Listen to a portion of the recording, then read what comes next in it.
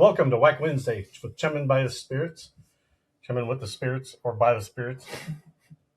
It's one of those Whack Wednesdays. Yeah. This one's pretty interesting. Book of interesting stories. It's called Promising Parachute Surprise. On June 5th, 1944, during World War II, at an airfield in England,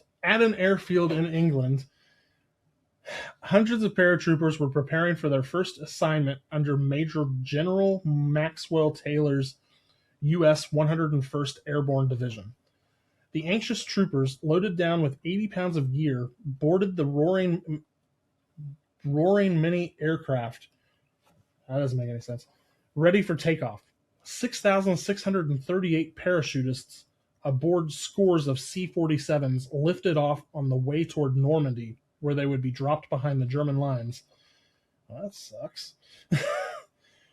One of the planes carried Private Robert C. Hillman from Manchester, Connecticut, one of the novice soldiers.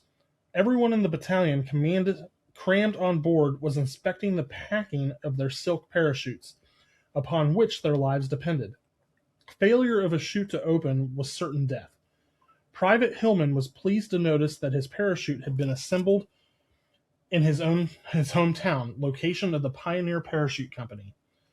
Also on board was correspondent reporter Wright Brown, who was covering the assault for NBC Radio. Happily, Hillman told Brown that he knew that his parachute, one of a million manufactured by dozens of firms destined for distribution around the world, would be just fine. His own mother was an inspector in the Pioneer plant, and her initials appeared on the chute's inspection tag, affirming its safety. Well, that's kind of fucking weird. I'm not gonna lie. I thought it was gonna say like he didn't. Just wait. That was the end of the story. That was the end of the story. I was expecting you don't know like if it didn't open on him and he dropped. His mom knows the story. So what they were actually doing was they were going beyond the lines, dropping, and then coming back to come behind the enemy lines. Yes. As they were storming the beach in Normandy.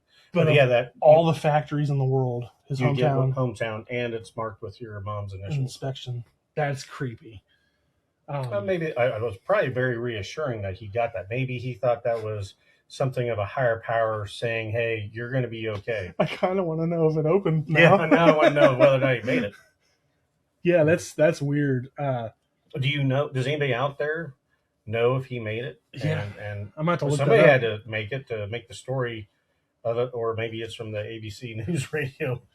That almost makes you wonder: would that be considered like a guardian angel? Yeah, something like a higher power putting all those dots in a row just to make, even if they knew you weren't going to survive, just to put you at ease. Mm-hmm. Interesting. That chute doesn't open. You don't have to worry about getting shot. You just. So the quote for this one is, "If you would learn the secret of right relations, look only for the divine in people and things, and leave all the rest to God." Well, that's basically saying... Pretty much, it's all up to God, anyways.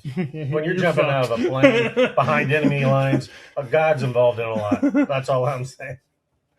And that was by Alan Boone. Thank you, Mr. Boone. Yep. So, interesting story. Yeah. Definitely kind of whack to see all that. What do you guys think? Is it higher calling? It was an omen for him to... God was just saying, be happy before you're dead. Yeah. Be safe out there. Keep whacking.